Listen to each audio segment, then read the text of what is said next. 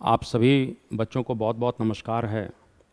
आज मैं एक बहुत ही इम्पोर्टेंट टॉपिक पर बात करूंगा और वो टॉपिक है कांग्रेस का लाहौर अधिवेशन। तो कांग्रेस का जो लाहौर अधिवेशन है वो अपने आप में इम्पोर्टेंट है और इसी पर हम लोगों की आज चर्चा है। कांग्रेस का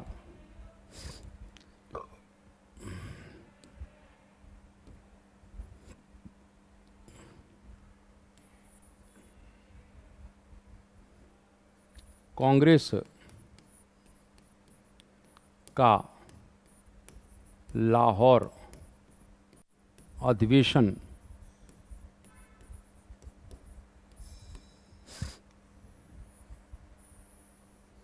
1929 तो कांग्रेस का जो लाहौर अधिवेशन 1929 है, इसकी बात करते हैं। दिसंबर 1929 में कांग्रेस का वार्षिक अधिवेशन कहाँ होगा? लाहौर में होगा। इस बात को थोड़ा सा ध्यान रखना। यानी एक प्रकार से हम कहीं ना कहीं इस तरीके से बात करते हैं कि अधिवेशन कहाँ हो रहा है? दिसंबर 1929 लाहौर। विशेषता क्या है? एक प्रकार से पूर्ण स्वराज का प्रस्ताव, यानी एक तरह से पूर्ण स्वराज का प्रस्ताव कहीं ना कहीं यहाँ पर पारित हो जाता है। तो यहाँ पर पूर्ण स्वराज का प्रस्ताव पारित हुआ। थोड़ा सा ध्यान रखना। स्वाभाविक रूप से इसके जो अध्यक्ष बनाए गए थे, जिन्होंने पूर्ण स्वराज के एक प्रकार से विचार को लोकप्रिय बनाने में महत्वपूर्ण भूमिका अदा की थी, इसीलिए इसके अध्यक्ष जवाहरलाल नेहरू बने। क्यों बने? क्योंकि इन्होंने पूर्ण स्वराज के लक्ष्य को लोकप्रिय बनाने में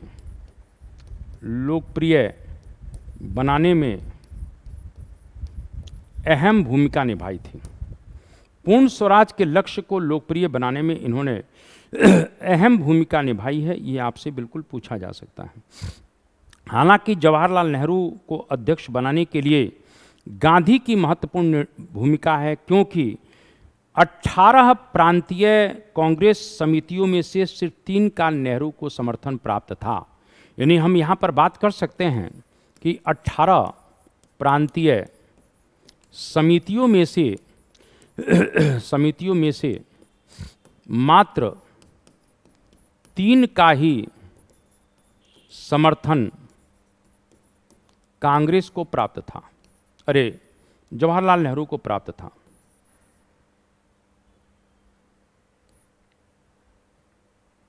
जवाहरलाल नेहरू को प्राप्त था। यानी एक प्रकार से आप ध्यान रखिए कि जवाहरलाल नेहरू की स्थिति बहुत अच्छी नहीं मानी जाएगी, क्योंकि 18 प्रांतीय समितियों में से 3 ने ही एक तरह से इनके पक्ष में बात की थी। किंतु एक प्रकार से इस समय समाज में या राष्ट्र में पूर्ण स्वराज की हवा थोड़ा सा फैली हुई है, तो यहाँ पर महात्मा गांधी ने कहीं न कहीं जवाहरलाल नेहरू को अध्यक्ष बनाने में महत्वपूर्ण और निर्णायक भूमिका अदा की। किंतु जवाहरलाल नेहरू को अध्यक्ष बनाने में गांधी ने निर्णायक भूमिका अदा की है। तो यहाँ पर थोड़ा सा ध्यान रखना, निर्णायक भूमिका अदा की थी। ये थोड़ा सा प्रश्न कांग्रेस के लाहौर अधिवेशन के संदर्भ में पूछा जा सकता है। मैंने अभी कहा कि जवाहरलाल नेहरू को अध्यक्ष चुने जाने के 2 महत्वपूर्ण कारण थे। पहला कि पूर्ण स्वराज के प्रस्ताव को कांग्रेस ने अपना लक्ष्य बनाने का निश्चय कर लिया था और स्वाभाविक रूप से नेहरू के कारण हुआ था। यानी अगर हम यहाँ पर बात करें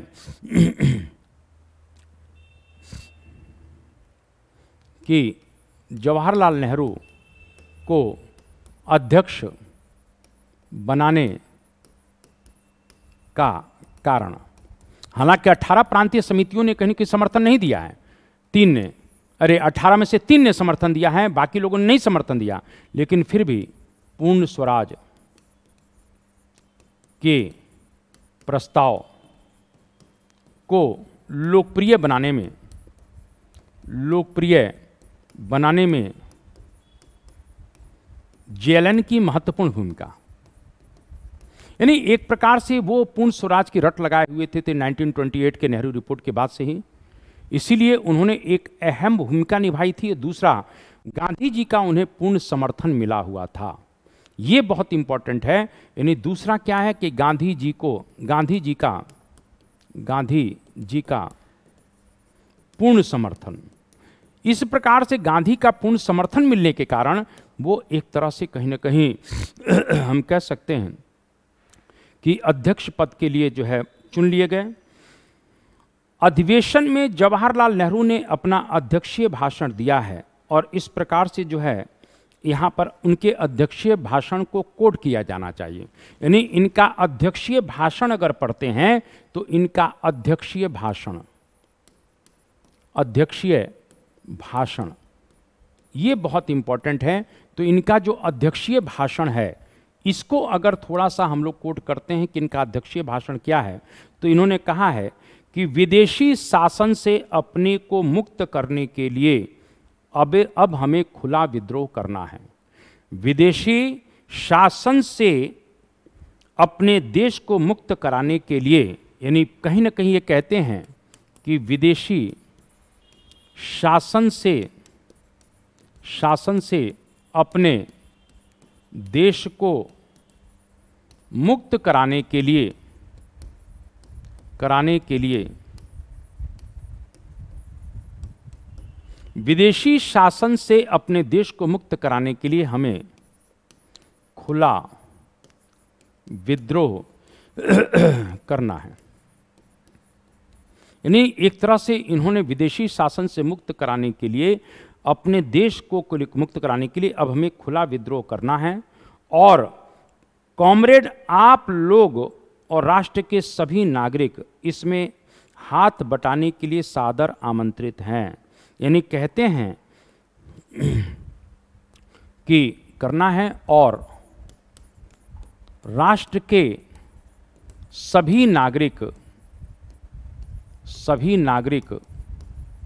इसमें, यानी जितने भी राष्ट्र के युवा हैं या नागरिक हैं, इसमें एक प्रकार से कहीं ना कहीं हाथ बटाने के लिए सादर आमंत्रित हैं।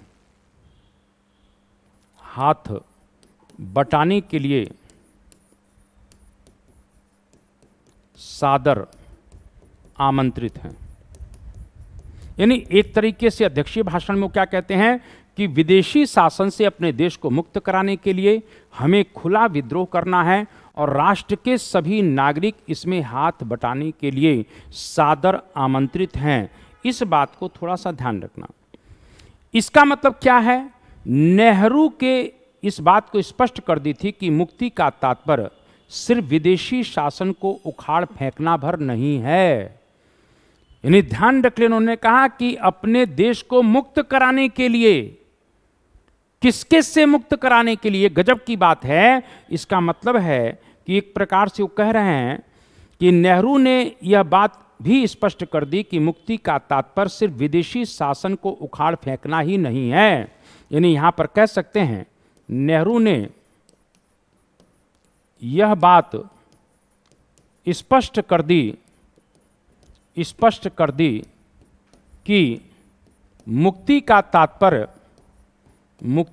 सिर्फ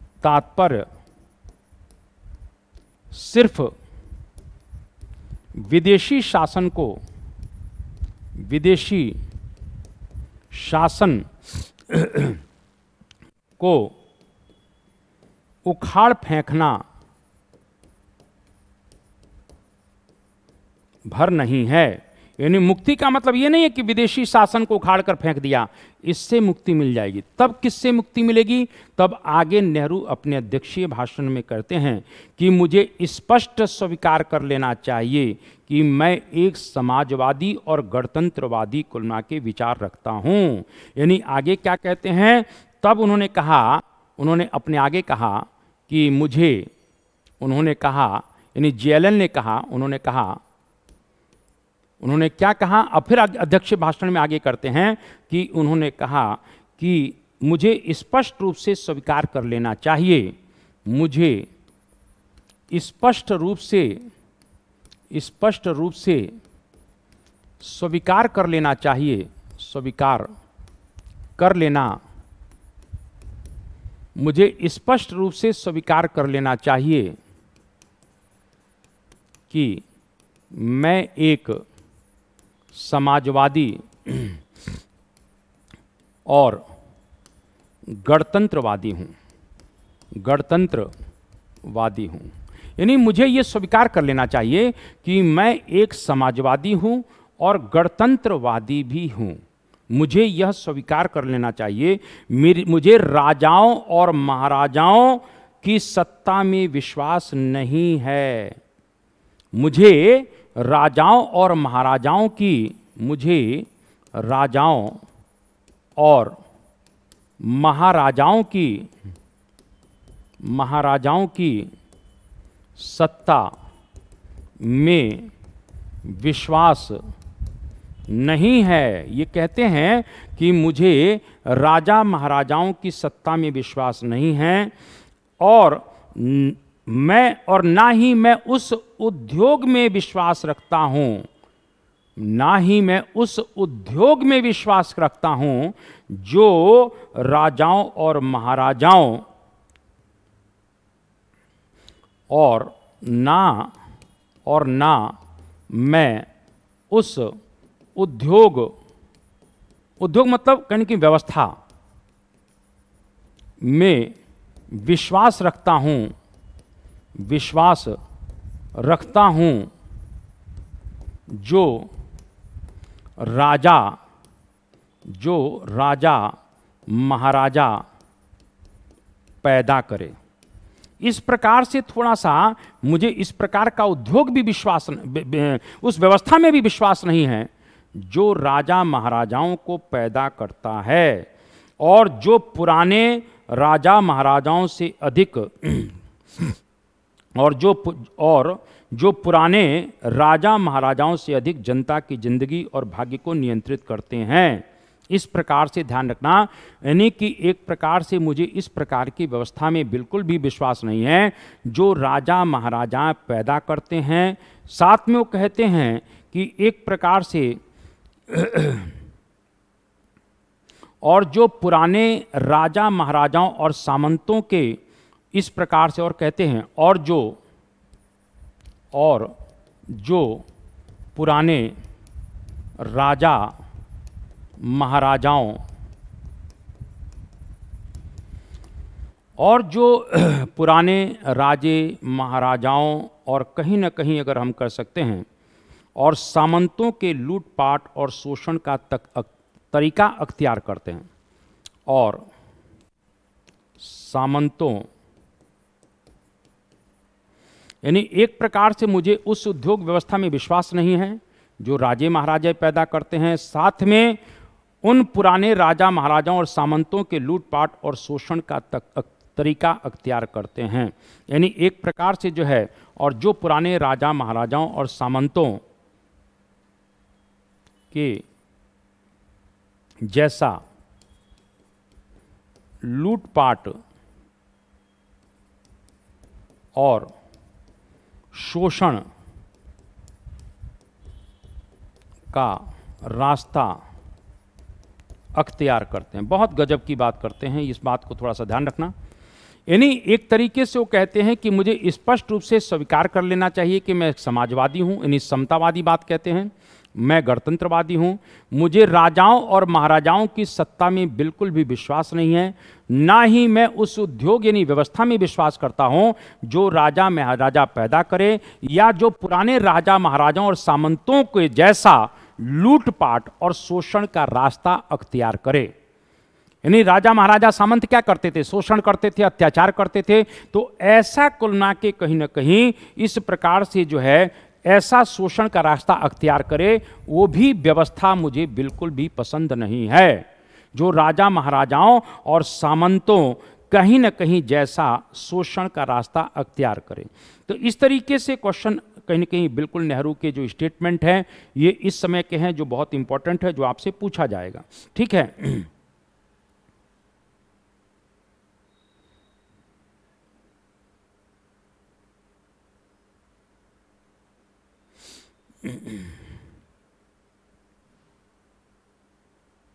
नेहरू ने अपने संघर्ष के तौर तरीकों को भी स्पष्ट किया है।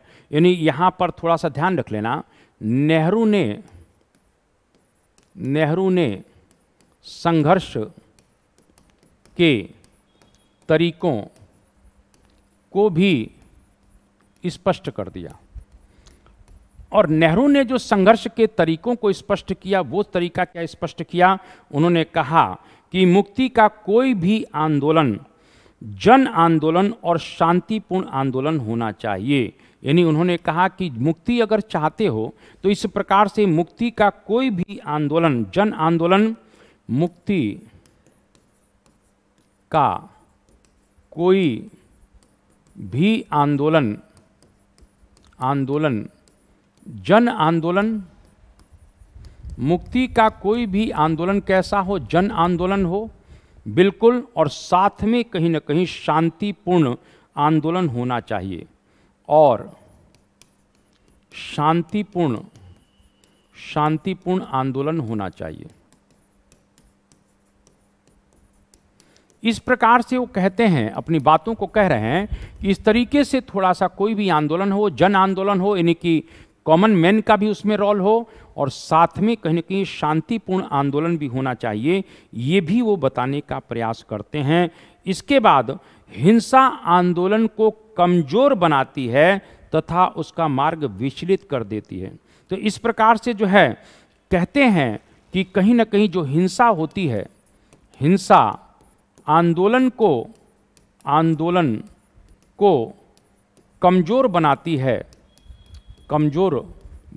है और मार्ग से विचलित कर देती है। इस तरीके से आप ध्यान रखना कि नेहरू जो है, जो विद्रोह की बात कर रहे हैं, जो मुक्ति की बात कर रहे हैं, वो अहिंसा पर आधारित है। गांधी जी के शिष्य भी हैं, तो हिंसा आंदोलन की बात तो नहीं करेंगे।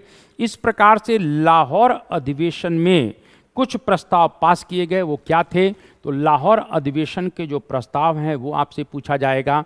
तो लाहौर अधिवेशन के प्रस्ताव, तो इस तरह से लाहौर अधिवेशन के प्रस्ताव की बात अगर करते हैं तो इसमें कहीं न कहीं लाहौर अधिवेशन में कौन से प्रस्ताव थे? पहला, गोलमेज सम्मेलन का बहिष्कार किया जाएगा। क्यों किया जाएगा? क्योंकि हमें साइमन कमीशन की रिपोर्ट पर विश्वास नहीं है, तो इसीलिए यहां पर कहा गया गोलमेज सम्मेलन का बहिष्कार किया जाएगा। तो इस तरीके से कहीं न कहीं गोलमेज सम्मेलन के बहिष्कार का निर्णय लिया गया। दूसरा, पूर्ण स्वराज को कांग्रेस ने अपना लक्ष्य घोषित कर दिया। यानी एक प्रकार से जो है पूर्ण स्वराज को कांग्रेस ने अपना लक्ष्य घोषित कर दिया। यानी एक तरह से पूर्ण स्वराज को कांग्रेस ने क्या घोषित कर दिया? तो अपना लक्ष्य घोषित कर दिया। यह भी बहुत इंपॉर्टेंट है। कांग्रेस कार्य समिति को सविनय अवज्ञा आंदोलन प्रारंभ करने का पूर्ण उत्तरदायित्व सौंपा गया। यानी एक प्रकार से कांग्रेस कार्य समिति को सविनय अवज्ञा आंदोलन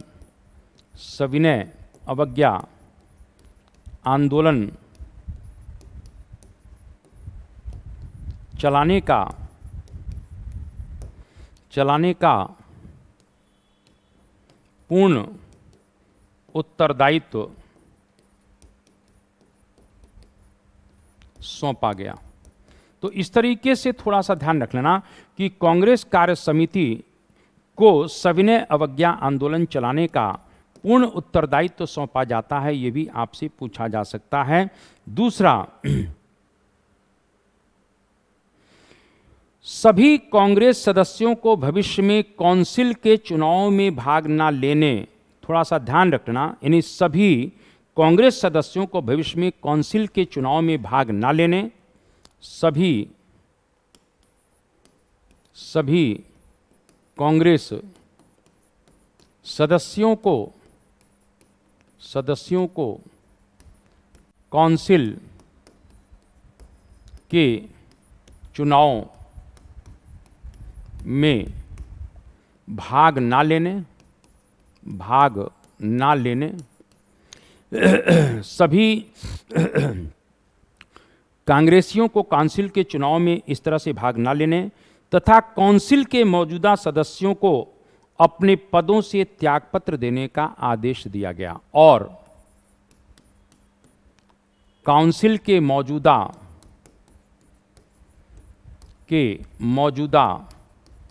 सदस्यों को, जो कांग्रेस के थे, मौजूदा सदस्यों को अपने पदों से त्यागपत्र देने का आदेश दिया गया। तो इस प्रकार से थोड़ा सा ध्यान रख लेना, यानी जो मौजूदा सदस्य हैं उनको कहीं न कहीं काउंसिल से त्यागपत्र देना पड़ेगा, ये भी आपसे पूछा जाएगा। इसी में कहा गया कि 26 जनवरी 1930 को पूरे राष्ट्र में प्रथम स्वतंत्रता दिवस के रूप में मनाने का निश्चय किया गया। यानी एक प्रकार से ध्यान रखना, 26 जनवरी 1930 को पूरे राष्ट्र में पूर्ण स्वाधीनता दिवस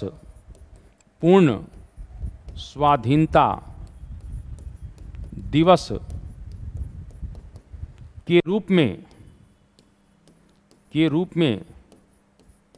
मनाने का निश्चय किया गया। यानी एक प्रकार से ध्यान रखना, पूर्ण स्वाधीनता दिवस के रूप में मनाने का निश्चय किया जाता है। इस प्रकार से हम कह सकते हैं कि 31 दिसंबर 1929 को रावी के तट पर इनकलाब जिंदाबाद वंदे मातरम के नारों के बीच में स्वतंत्रता के प्रतीक तिरंगे झंडे को फहराया जाता है। तो यहाँ पर कह सकते हैं कि 31 दिसंबर 1929 को रावी के तट पर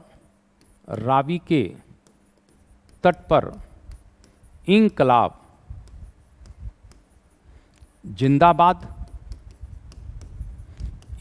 जिंदाबाद और वंदे मातरम के नारों के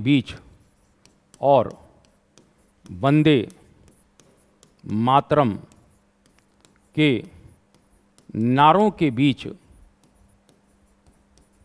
हिंदुस्तान के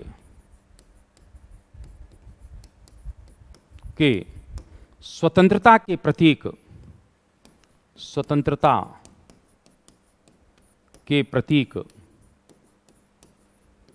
तिरंगे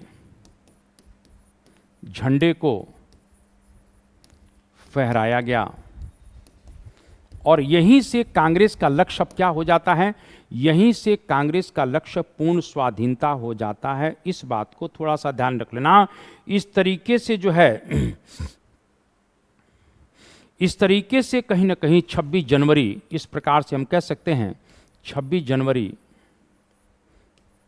1930 को देश में जगह जगह, यानी कांग्रेस ने जब आह्वान कर दिया है तो 26 जनवरी 1930 को कहीं ना कहीं सभी लोगों ने देश में जगह जगह स्वतंत्रता प्राप्त करने की शपथ लिया है। यानी एक प्रकार से 19 देश में जगह जगह सभी नागरिकों ने पूर्ण स्वाधीनता दिवस मनाते हुए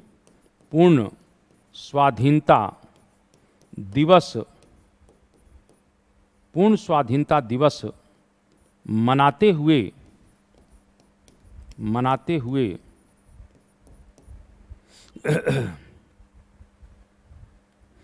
सभी नागरिकों ने पूरे देश में पूर्ण स्वाधीनता दिवस मनाते हुए स्वतंत्रता प्राप्त करने की शपथ ली।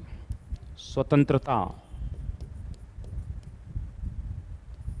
प्राप्त करने की शपथ ली। इस बात को थोड़ा सा ध्यान रखना। तो इस तरीके से हम कह सकते हैं तो कांग्रेस का एक ऐतिहासिक लाहौर अधिवेशन है, वो आप वहीं समझ सकते हैं कि अगर हम यहाँ पर बात कर लें तो आप 1906 में कहाँ पर थे, तो तो 1906 में जब आप कलकत्ता अधिवेशन में थे, जहां पर दादा भाई नौरोजी अध्यक्षता करते हैं, तो उस समय आपका नारा था स्वराज। उस समय आपने नारा क्या दिया था? स्वराज। लेकिन यहां पर 1929 में राष्ट्रीय आंदोलन कहां चला गया? 1929 में जब आप लाहौर पहुंच रहे हैं, तो यहां पर जवाहरलाल नेहरू के नेतृत्व में एक प्रकार से पूर्ण स्वराज में कुल मिला के ये नारा परिवर्तित हो गया। यानी कांग्रेस का लक्ष्य अब स्वराज से कहां चला जाता है? पूर्ण स्वराज चला जाता है। और यहीं से अब हिंदुस्तान में कहीं ना कहीं पूर्ण स्वाधीनता के लिए संघर्ष प्रारंभ हो जाता है। तो इस प्रकार से ये मेरा कांग्रेस का लाहौर अधिवेशन था। आप लोग जरूर इसको देखिए, चैनल को सब्सक्राइब करिए।